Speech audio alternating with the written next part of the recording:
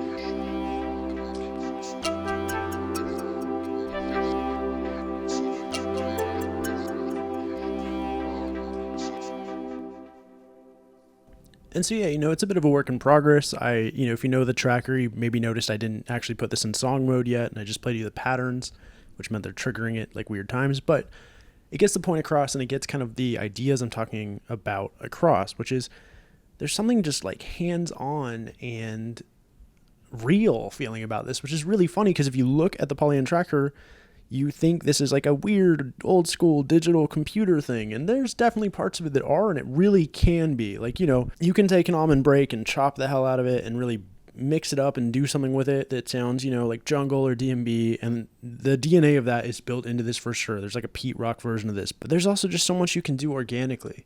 So let's walk through what this is actually comprised of.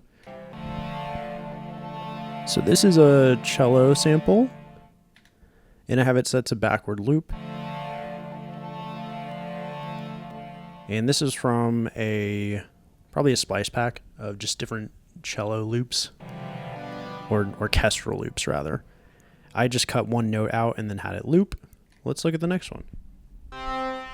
This is this preset that I created.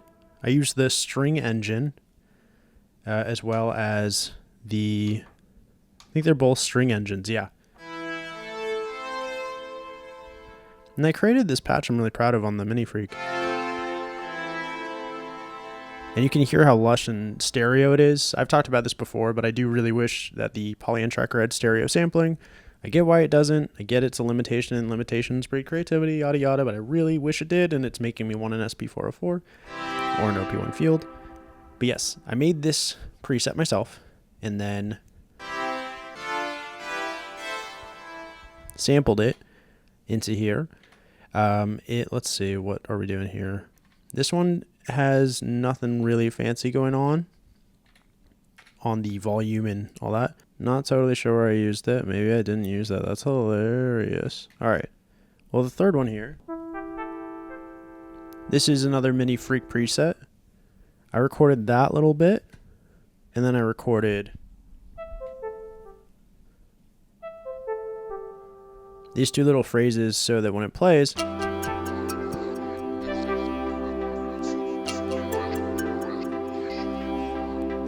and one thing that's a big limitation of the tracker is that you can't listen to your pattern and record into it. So I had to kind of keep the BPM in my head and play it in chunks.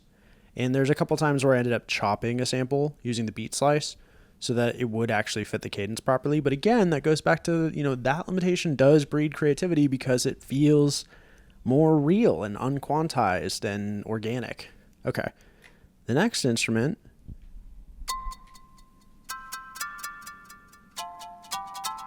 is this little mallet, and this one I definitely messed with. So yep, it's panning very slightly with 48 steps on the triangle. We're not affecting the cutoff, but there's clearly some effects going on. Yep, we're sending to the delay send. The next one is Splendid Leg. Oh yeah, so this was a sample of the radio. So click on, and then I pitched it and beat sliced it. Sampling the radio is one of my favorite things to do with the Polyend Tracker. And one other thing I actually did with this, and you can see that is track 6, yes, Splendid Leg. So we can tell what instrument this is from the yellow text. It corresponds to the color of the buttons. Extremely elegant design, underrated. But what I did here is I used the fill functionality, and I just let it random fill any value between these. So if you go into fill, it was basically on random, and it was from C2 to there. And it actually highlights, you know, what are the available notes here in the slice. And so that I filled with using that. We're not going to do it because it's already done, and I don't want to replace what I had, but go to song, or sorry, master.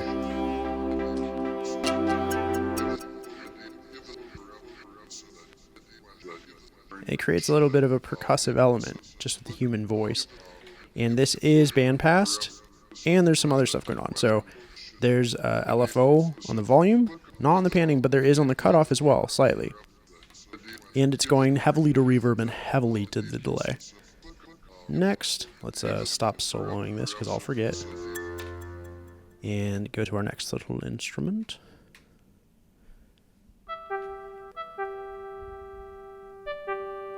This was one where I messed up the timing, I believe.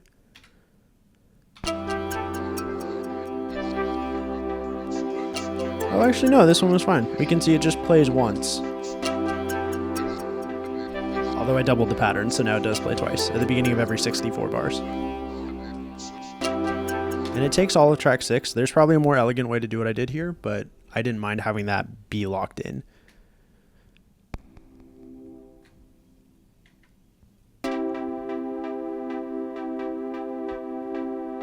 This was just a really long note. Again, almost every synth sound here is just generated from the Minifreak. And I did heavily affect this with a low pass, with the cutoff set to an alpha with a lot of control on that, and a heavy bit of panning as well. And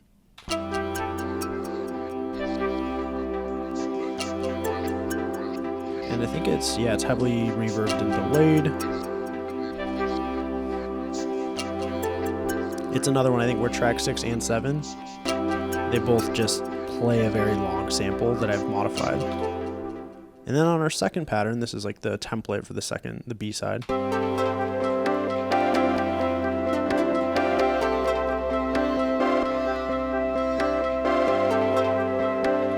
There's some additional stuff. So we got Victoria's Teaching. I use the audio name all the time.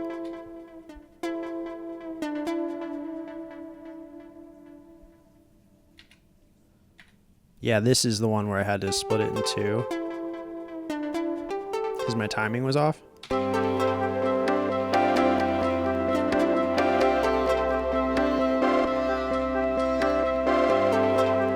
that's this one right here.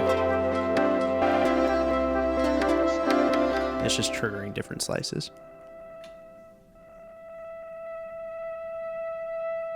That's a pretty rough sound, but it mixes well into the mix. Pin birds.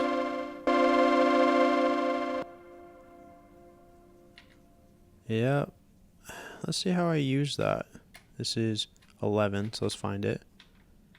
Oh, I know what I did here.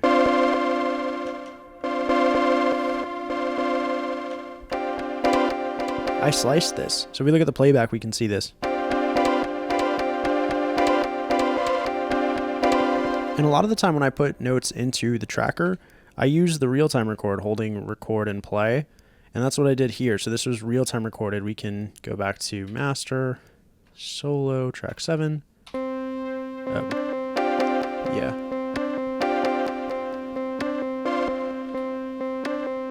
It's got a high pass. It's got overdrive. I've reduced the bit depth, send to reverb. And the cutoff is affected by an LFO. And I'm sending to the delay using the second effect slot here, and you can see that's writing velocity. That's the purple value because I have velocity enabled from the MPK Mini Plus. All right, next, let's on solo. Whoops, boom. Check out, go back to pattern. All right, depressed spiders. This is a bass sound I don't think I liked, so I didn't use it. This is the one I use. So on these last two versions of the pattern here, I'm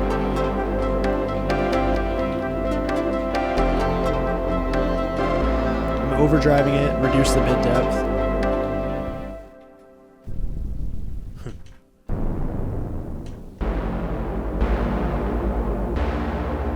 Oh, it's on scale and chords right now. I played that in as well, the bass line. And that's track 8.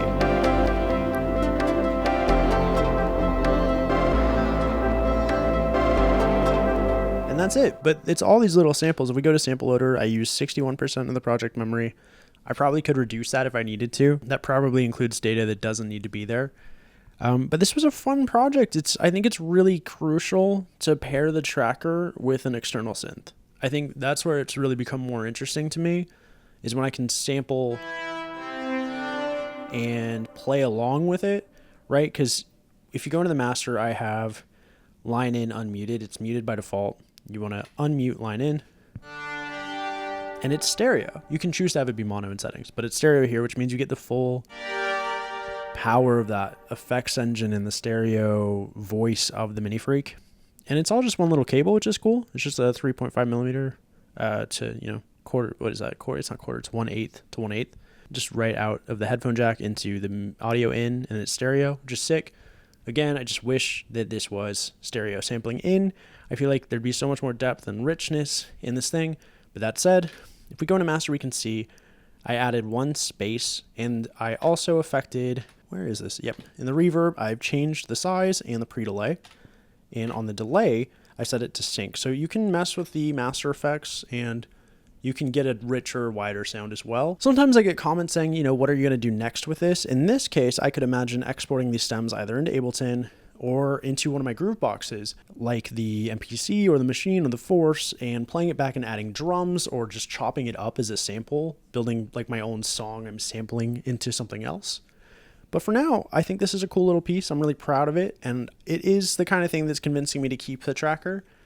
But I will say there's definitely some pain points. Trying to find the right one of these that worked was annoying. I really wish that using my USB adapter had worked, because if I could have just plugged the USB out from the Akai or the Minifreak into this, that would have been great. I got power to work through the PD, but USB over MIDI didn't work. Apparently you'd have to have some kind of converter if the device isn't class compliant, or there's something else about it that just didn't work, and that's fine. If you're wondering why I'm using this instead of this for MIDI, one, it's less complex because I don't have to worry about turning on and turning off the audio. But two, the real reason is that I thought there might be something wrong with this, and it turned out to be the adapter. By the time I figured out it was the adapter, I was already using this. And so this is not the most aesthetically pleasing setup, a lot of cable spaghetti, but it really worked, and it was really fun, and it was really hands-on.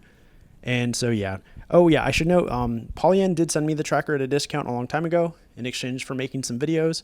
I already made some videos, so I don't know if this is one of those. I guess any video I make is a video that's part of that. Who knows? But it's not sponsored. They don't have any say over what I put out or don't put out. And again, the MPK Plus was sent to me from Akai for free, which is awesome. No strings attached, not sponsored, that kind of thing. But worth noting. I bought the Arturia Minifreak at a discount from Perfect Circuit. Man, I'm like a real YouTube channel now. It's wild. Speaking of being a real YouTube channel, recently hit 1 million views, which is wild. I want to do some kind of giveaway. I'm just trying to figure out the right way to do that before I announce anything. So keep your ears and eyes posted for a giveaway soon, probably for some MIDI controllers. If you enjoyed this video, consider liking and subscribing, as you very likely know. Doing that really helps my channel grow, and it's continued to help my channel. So to everyone who's already done that, you're amazing. I really couldn't do this without you. So thank you for watching. And a special shout out to my Patreon patrons. If you're interested in picking up any of this gear, there's a bunch of ways you can do it and help me. I'm now partnering with Zounds, and I have a gear list below that has all the gear I use. I would recommend using that. Again, not sponsored. They just reached out, and they're cool. I think they're a cool company. So consider using that, but I also have Amazon and Perfect Circuit and all kinds of other stuff. If you're interested, it's also worth saying, don't buy anything to support my channel if you don't already have a need for it or weren't already going to get it. But if you are interested in gear and you do want to show appreciation to the channel, outside of liking and subscribing, buying with my links does help the channel. Anyway, you are a rock star. Thank you for watching. Thank you to my Patreon patrons. You're heroes. Freaking appreciate you so much. I can't even believe people do that. That's so awesome. Consider joining them if you want to, but just watching this video, just partaking in this channel at all is so appreciated. I hope you have a wonderful week ahead, and I will see you soon. Okay.